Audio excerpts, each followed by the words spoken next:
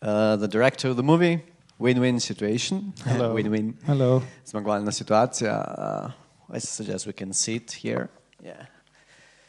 Torej, če ima kdo od občinstva že kakšen komentar ali vprašanje, kar dvignete roko, vprašanje lahko zastavite v slovenščini, bomo prevajali, povzemali kratko pogovore.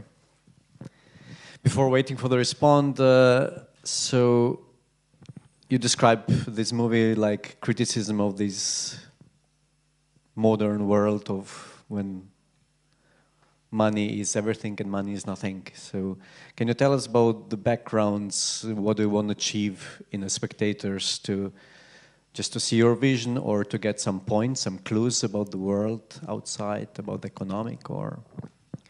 So, of course, we shot this movie far ahead of Brexit and Donald Trump. Se film so posneli dosti prednje zmagal Trump in prednje se je zgodil izhod Anglije iz EU. And what you have just seen is that I think those white knights and investors, whatever they do, they can get away with it. To se pravi, hotel je podariti to, da ti investitorji, tako imenovani beli vitezi, kot jih on imenuje, lahko počnejo vse, ne da bi se jim kajkoli zgodilo. Not even death stops them. Niti smrt jih ne more ustaviti na tem njihovem pohodu. And this is now in power as the president of the United States. In sedaj se je to utelesilo tudi v trenutnem predsedniku ZDA. A global plutocracy that is ruling our world, where there is no argument, where argument has no importance. Ta globalna plutokracija, kar pomeni v bistvu neko izkoriščanje, je tako samo sebi zadostna, da ne rabi nobenih opravičil za to, kar počne. A term that just recently popped up is called hypernormalization. Trenutno se je pojavil tudi poseben izraz hipernormalizacija. It's a documentary film by Adam Curtis from the BBC, and it's about the fact that I tell you today that you're shit and you clap, and tomorrow I tell you you're great and you clap, and it's possible. Prišli smo že do te skrajnosti, da si dovolimo, da nam nekdo reče, da smo navaden sranje, navaden dreg brez vrednosti in mu bomo aplaudirali, ploskali, potem nas bo potegoval v zvezde, bomo spet ploskali. V bistvu je pa to tudi pokazano tudi že v filmu Tonija Curtisa, dokumentarcu. That totally is a win-win situation for that type of plutocracy and To dejansko je zmagovalna kombinacija, ampak zmagovalna kombinacija samo za te plutokrate, to se pravi, what about the normal people, you know, the rest of the world, no, just is that lose-lose situation, obviously. Yeah, I would say yes. I mean, you know, it's declining. I'm from Vienna. I live in Austria. I think that country basically is a brand nowadays. You get born, you have a good brand passport, or you have a bad brand passport. Država je neke vrste zaščitna znamka, neke vrste brand. Pač takšen potni list, kot jo imaš, s tem si nekako zaznamovan, ali je dobra ali je slaba. And I was lucky to be born in a good brand country. In on je osebno srečen, ker je Avstrijec, da je bil pač rojen pod neko to dobro znamko. They are good still, they have good reputation, they're good in lobbying, and social democratic values are still there, but declining. Država z nekim dobrim renomejem, pedigrejem, bi rekli, te socialne norme, občutek za socialno neke varnost in vse, kar je s tem povezano, so v bistvu kar okej, čeprav so v padanju, to se pravi, čeprav izginjajo. Like I never had to pay for my doctor, for my school, for the university, for that film. Even now, I don't work, but I get paid. To se pravi, nikoli ni rabo plačati za zdravstvo, za obisk doktorja, za šolo, za to, ker se je šolal, tudi za to, da je posnel ta film in trenutno ne dela, vse pač uradno ne dela nikjer in dobi plačo, lahko živi. I'm a very privileged asshole Austrian.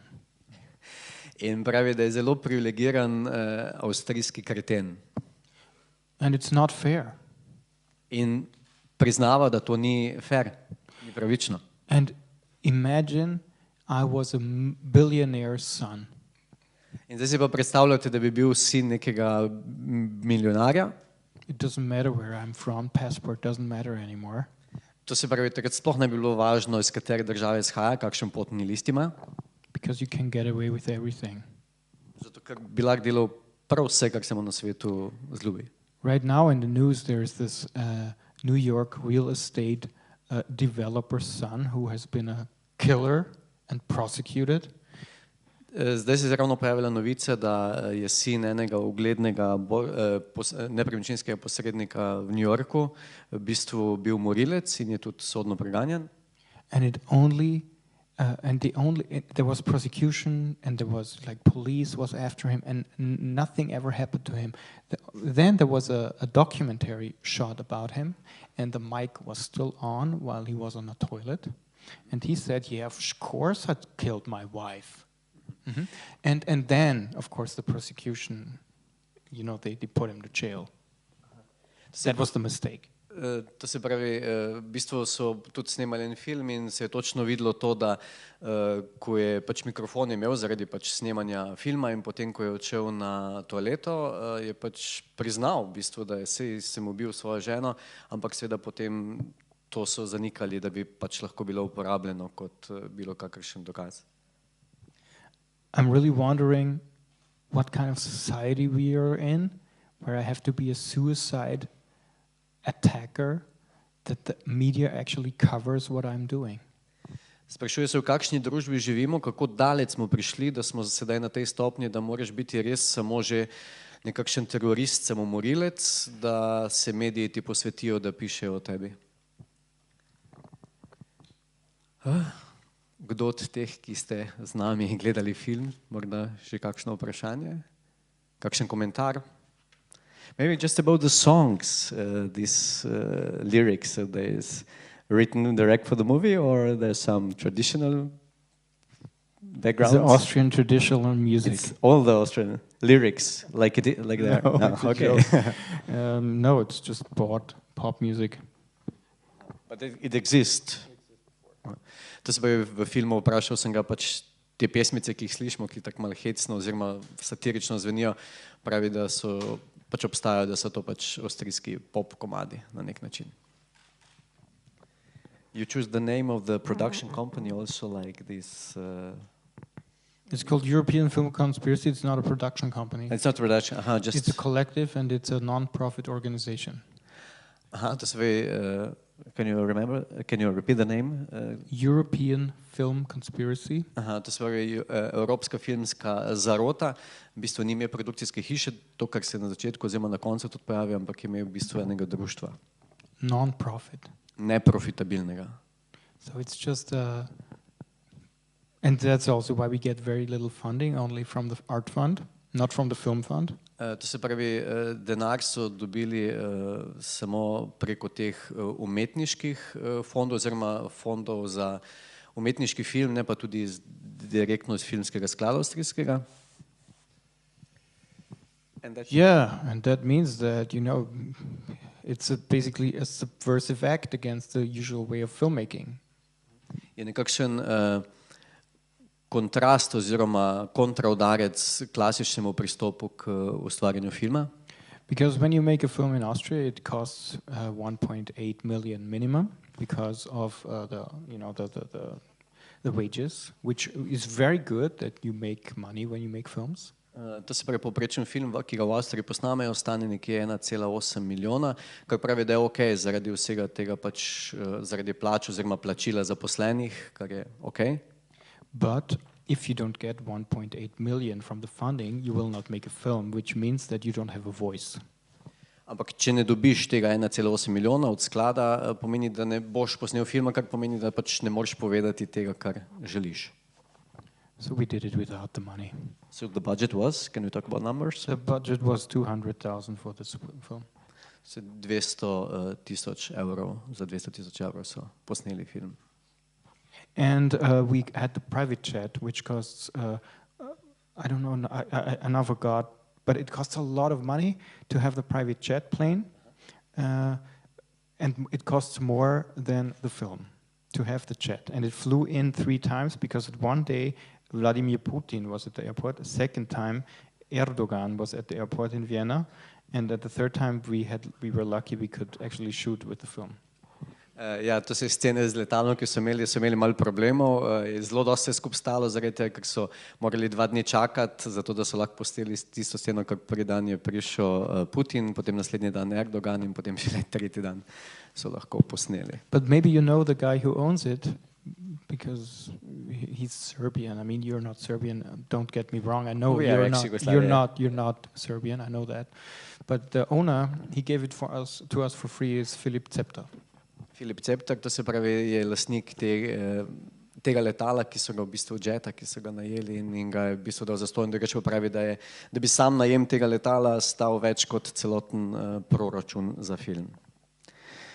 You personally like white collar, or it's like a symbol from this class of people? Because there's a lot of white. Everything is sterile, everything is... Money is not black, you know. I mean, usually people who have money are white.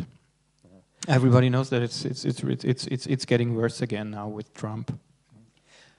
Kot neka prispodoba pravi, če sem prav razumel, da to belo barvo v filmu uporablja kot prispodobo tega, da večino denarja, največ denarja imajo belci in to se bo zdaj še bolj poudarilo s Trumpom. But maybe I'm wrong and it's different in Slovenia. Mogoče je pa v Sloveniji drugače. Tako da pravi, da dopušča možnost, da se moti. Izvoli. How many black rich people do you know? Yeah. How many do you know? Not many, but in question of this excessive financial capitalism and everything, do you believe that it would be any different if Hillary Clinton would have won? Oh yeah. Oh really? I think it's a completely different situation if a sane person is a president or an insane person is a president. And I would say Donald Trump is an insane person. But capital is a president anyway. They're just puppets of capital. To me, okay. Okay. So you don't agree with that no matter who is the president, that the capital, the money has his own power, no matter who is... I'm sure you're following the news and you know who he appointed to be like the transition team, and you know who are going to be the next ministers. For sure. No, I don't want to defend him. He's terrible. I think he's completely fucked up. Fucked up, totally. And do you think that the people that Hillary Clinton would have been announced would be equally insane? Yes. I'm pretty sure, especially in connection... I think you are insane. Okay, thank you. Okay, debata je šla na to. But we can talk about that because you don't need to be offended. Okay. You don't need to be offended. But how can you believe that Hillary Clinton is insane compared to Donald Trump? From the previous experiences with Libya, Syria, Iraq, we saw he died and stuff. Comparing her attitude towards Russia and descending to a new world war, I think. Jaz v bistvu gre debata za to, zdaj, a bi bilo boljše, če bi Hillary zmagala ali Donald, in Daniel močno zagovarja to tezo, da definitivno bo zdaj to slabše, ko je Donald prišel na oblast, zato ker je po njegovem mnenju neprešteven, in da se to tudi že vidi sedaj po sestavi prehodne vlade oziroma po ministrih, ki se napovedujejo, da bojo za določene resorje. Of course, I think they had to walk a very thin and crazy fucked up line. And when you look at what you basically can start at what Kissinger did. What did Kissinger do? He, Assad's father, his name was Assad, he and Kissinger were in a big fight. And this is where it began. It's really, really complicated. Ok, v bistvu pač zdaj proba zgodovino We can go osvetliti through this. z Kissingerjem in Assadom, da se je takrat v bistvu vse začelo in da se danes bi težko ponovilo to, oziroma da je zdaj že vse neke vrste. And what later happened to the guy in Libya? Tell me the name of the guy in Libya. Gaddafi. Thank you. Gaddafi. And Gaddafi basically had no power, and they made him powerful because they needed a counter power against Assad. Pač obuja te primere, v bistvu, kaj se je zgodilo z Libijo, z Gaddafijem, ki so mu v bistvu dali, ki mu je Amerika dala moč, takrat, ko že nima nobene motive za to, da bi lahko nasprotoval, oziroma da je bil pač kontrasovražnik Assadu. So I would sum it up that the way that the United States have bonded with certain leaders, which was just diplomacy and like